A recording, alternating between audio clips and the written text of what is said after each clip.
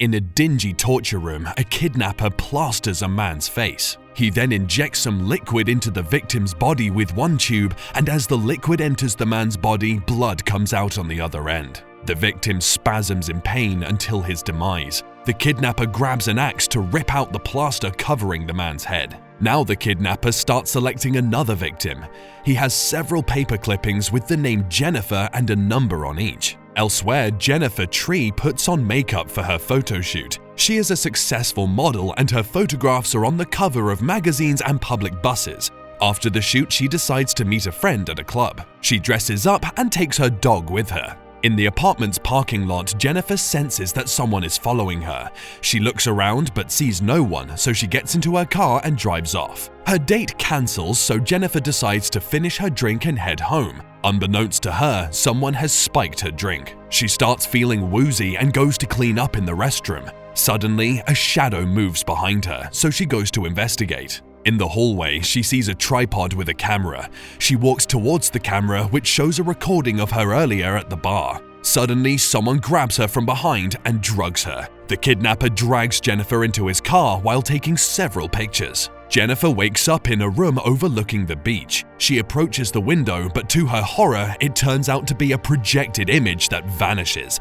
leaving her in a cold, dark room. She looks for an exit, but the room is sealed. She realizes that the room has her belongings taken from her apartment. She makes a ruckus, throwing everything down in frustration while calling her kidnapper names and demanding to be released. On one end of the wall, she sees 4 doors. Suddenly, a cupboard drawer opens, prompting Jennifer to investigate. She finds a glass with a suspicious liquid in it. Jennifer throws away the glass and a gas fills the air, rendering her unconscious. She finds herself on a metal examination bed with her feet and hands bound. Before her is a recording of another woman pleading with the kidnapper to spare her life. Jennifer watches in terror as a shower faucet drips acid into the woman's body. As this is happening, the kidnapper does the same to Jennifer, and she screams as the acid pours on her face. Jennifer wakes up in her captive room with a bandaged face. She walks towards a mirror to check the damage, quickly realizing that her body is intact. She has a scar on her cheek, but that turns out to be fake too.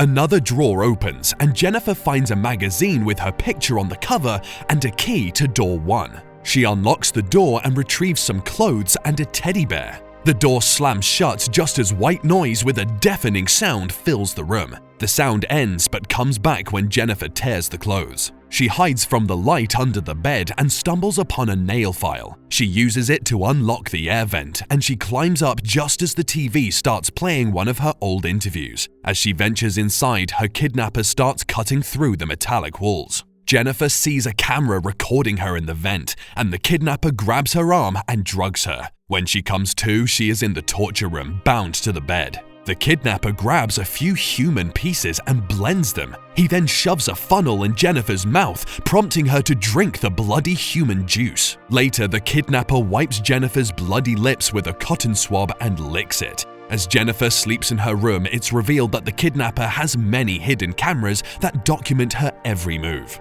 Jennifer is contemplating her situation when she sees someone making a light signal on the wall. She moves towards the light as someone carves "Who are you?" on the glass wall. Jennifer grabs the key from earlier and responds that she has been held captive as well. The lights go out, but the other captive gives her some matches through the vent for communication. His name is Gary, and he's been held captive for 2 days. Gary and Jennifer start communicating frequently, wondering whether they will make it out alive and why they were captured.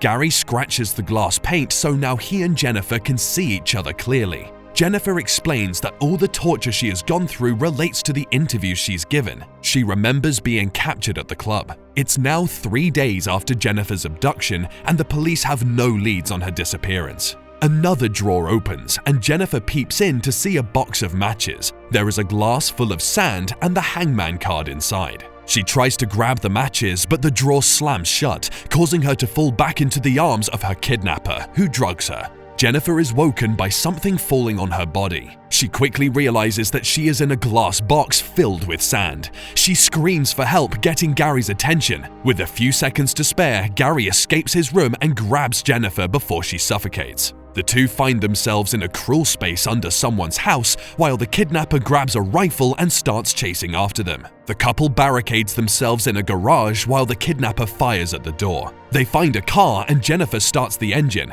Gary gets in the car and drives out of the garage. Unfortunately, breaking through the garage door triggers an alarm that traps the car and releases a gas that knocks them out. Jennifer wakes up in the torture room with her hand tied to a rifle. Her dog, Susie, is on the rifle's end while another rifle aims straight for her head. A card tells her to choose who to die between her and Susie in 30 seconds. Jennifer's survival instinct kicks in and she kills Susie, feeling sick when blood spills on her face. Back in her room, the kidnapper tortures her by showing her video recordings of her dog. Jennifer seeks comfort in Gary just as another key leads her to a change of clothes. The doors between their rooms open and the couple rushes towards each other, relieved that they are both real. The kidnapper turns off the light and plays a torture video on the TV. Gary starts destroying the cameras, prompting the kidnapper to come in and shoot him in the leg. Later, Jennifer finds herself in the torture chamber while one of her hands is bound with Gary's.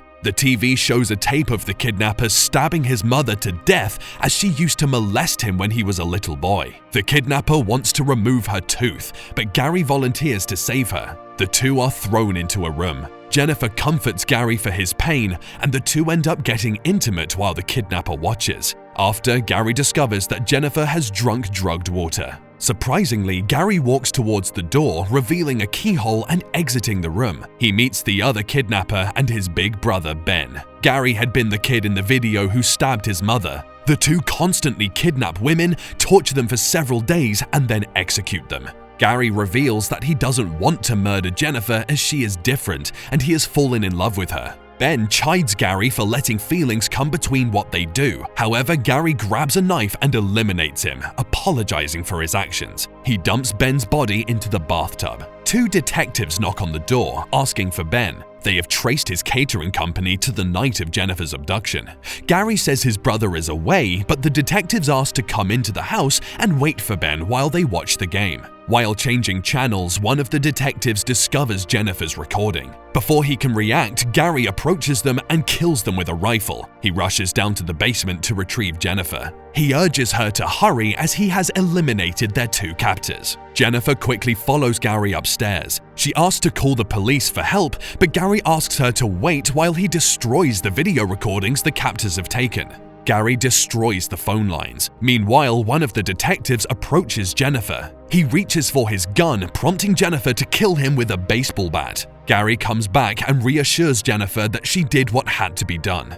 He takes her to a room, instructing her to stay put until he returns. Jennifer sees some files with female names on them. She grabs the one with her name, and horror dawns on her when she realizes that Gary is one of her captors. He uses the hero's effort to bond with the women he kidnaps and then kills them.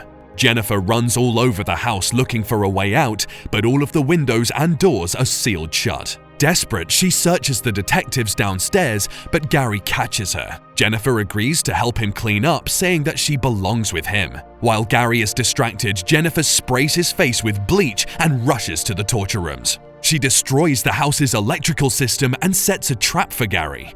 Gary falls for the trap, allowing Jennifer to grab his rifle. She tries to shoot him, but the rifle clicks. Gary grabs the rifle, explaining that Jennifer should have cocked it first. He's about to kill her when Jennifer hits him where the sun don't shine and grabs the gun. She shoots him on his manhood and twice more, telling him thank you for the gun lesson. Jennifer shoots at a glass with her picture on it, discovering a window. She exits the house and walks down the street, having conquered her demons. Do leave a comment telling us your favorite part of the movie. Hit the like button, subscribe to our channel, and hit the notification bell so you don't miss the next recap. Until next time, folks, take care and goodbye.